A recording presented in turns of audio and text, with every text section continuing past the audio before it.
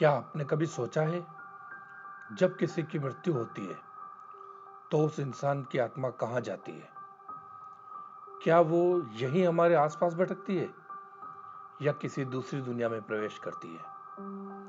गरुड़ पुराण में इस प्रश्न का इतना गहरा उत्तर दिया है कि सुनकर आपकी आत्मा तक हिल जाएगी। नमस्कार दोस्तों, आप देख रहे हैं रवि के रहस्य, जहां हम जीवन, मृत्यु और अध्यात्म के वो रहस्य खोलते हैं जिन्हें जानकर आपकी सोच बदल जाएगी। आज हम बात करेंगे गरुड़ पुराण में बताए गए आत्मा के उस सफर की जो मृत्यु के बाद तुरंत शुरू होता है। गरुड़ पुराण के अनुसार मृत्यु के बाद आत्मा तुरंत शरीर से निकल जाती है, लेकिन उसका सफर यहीं खत्म नहीं होता।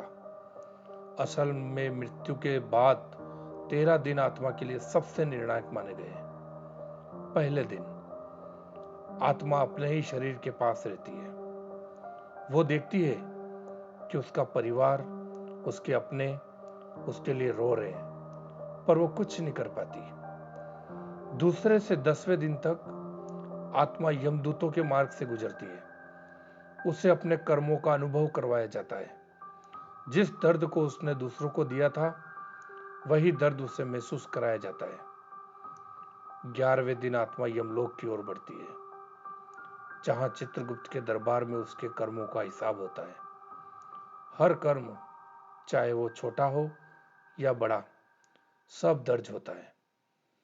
अगर आत्मा ने जीवन में सत्य, सेवा और धर्म का पालन किया है तो उसे स्वर्ग की ओर ले जाया जाता है, जहां वह प्रकाशमय लोक में विश्राम करती है। लेकिन अगर उसने दूसरों का हक मारा है, कष्ट दिया है, झूठ बोला है, तो उसे नरक लोक में भेजा जाता है, जहां उसके पापों का दंड उसे भोगना पड़ता है। गरुड़ पुराण कहता है, आत्मा अमर है, वह न जन्म लेती है न मरती है।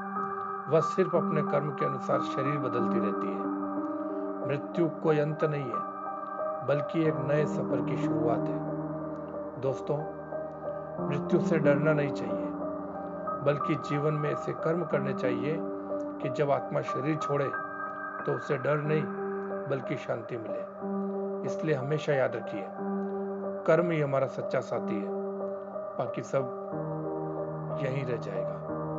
अगर आपको ये रहस्य जानकर कुछ सोचने पर मजबूर किया हो तो इस वीडियो को लाइक करें, शेयर करें और हमारे चैनल को सब्सक्राइब करें, जहां हम मिलते हैं हर बार किसी नए रहस्य के साथ।